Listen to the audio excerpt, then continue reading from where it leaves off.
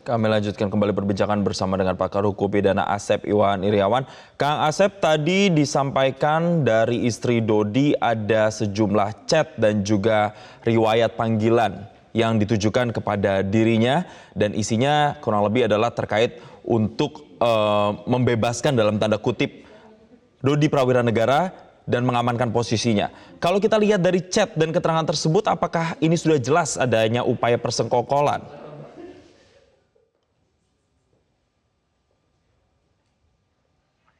Kang Asep, boleh di-unmute audionya?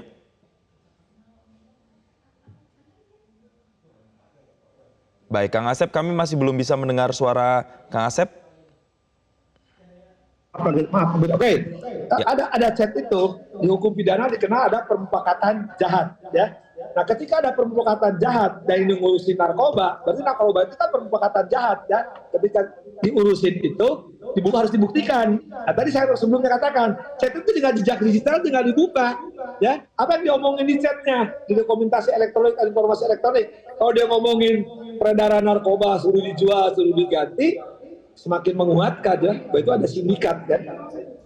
Oke, Kang Asep, untuk bisa membuktikan adanya pemufakatan jahat atau adanya persekongkolan ini dan membuktikan isi chat tersebut, kira-kira harus menghadirkan saksikah? Dan kalau harus dihadirkan, saksi siapa kira-kira yang harus dihadirkan? Ya, yang pertama ini kan kasusnya disepit ya. Ketika Teddy jadi terdakwa, Dodi, Linda jadi saksi. Ketika Dodi sama Linda jadi terdakwa, ini jadi saksi. Nah, tinggal itu juga salah saksi. Nah, kedua, yang disebut di chat itu jadikan saksi. Yang lebih penting keterangan ahli, ya, ahli untuk menerangkan isi chat itu, ya, entah dari kantor provider atau ahli tentang cyber. Bisa di KUHP itu dikenalkan, ahli itu dihadirkan untuk menjernihkan persoalan. Jadi hakim ketua memanggil ahli, ya, pasal 180 KUHP ya, 80 mengatakan hakim ketua untuk menjernihkan persoalan memanggil ahli. Jadi ahli akan menerangkan, ahli itu keterangan ahli sebagai alat bukti. Nanti ahli akan menerangkan ya bahwa ini terjadi pemufakatan jahat. Dalam bahasa sederhananya, oh ini suruh datang, suruh dibeli, suruh diganti. Nah, apakah pembicaraan benar nggak antara terdakwa dengan saksi atau pelaku-pelaku lain? Di situ akan nampak. Justru ahli itulah yang akan menguraikan bahwa isi chat itu katakan aja tadi ya sudah dihapus, lupa lagi, bukan dia. Bukan keterangan ahli nggak bisa disangkal kalau soal tentang elektronik. Saya hadirkan aja nanti ahli telematika.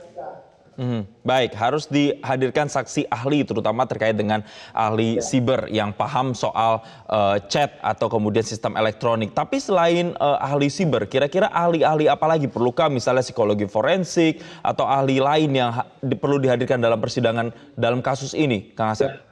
Ya, dalam perkara ini karena perkara narkoba, udah jangan terlalu banyak ahli yang lain. Karena ahli itu penjenengan persoalan apa? Ditambah ahli pidana. Nanti ahli pidana banyak yang ngarang, bikin teori baru, itu ngaco gitu kan. Kasus kemarin.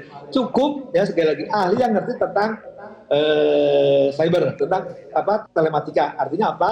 Oh ini ada pembicaraan. Oh jejak digital dibuka. Kalau di jejak di psikologi kasus kemarin kan forensik kan membuka ini ada luka, ada apa? Kemudian ahli balistik itu kalau belajar dari kemarin. Nah sekarang publik dicerahkan kembali. Kalau di sini gampang ya, nggak usah ahli ganja, ahli narkoba, ahli narkotika. Cukup ahli yang ngerti bahwa di antara mereka ada permufakatan jahat ya yang dilakukan oleh percakapan melalui media elektronik, melalui HP ya atau media-media lain, itu dibuka jejak digitalnya. Nah, ketika di jejak digital dibuka, oh ternyata si terdakwa sama saksi atau pihak-pihak lain pernah ada permufakatan jahat, misalkan tadi untuk menjual, untuk menghilangkan, untuk mengganti. Nah, itu yang ngerti kan ahli. Makanya bahasa KUHP itu bagus. Untuk menjernihkan persoalan dipanggil ahli. Nah, ahli jangan ahli hukum pidana, ahli psikologi, nggak usah dibaca. Misalkan lagi ngambek, nggak usah lagi. Di sini mah cukup, ya sudah cukup karena alat buktinya. Saya lihat ya, udah bagus jaksa menghadirkan beberapa alat bukti dan tinggal ditunjang oleh nanti ahli yang akan di persidangan. Ya, maaf, ahli yang mengerti dunia dalam topik ya saya nggak paham tadi entah cyber atau telematika, yang penting dia ngerti bisa membuka ya jejak itu melalui digital. Banyak ahli-ahli kita itu banyak, polisi banyak di polisi yang suka ahli ini. Kalau dulu kan ada tuh yang mantan menteri ya itu jago tuh dulu kan, tapi sekarang kan banyak, sangat banyak ya gitu kan.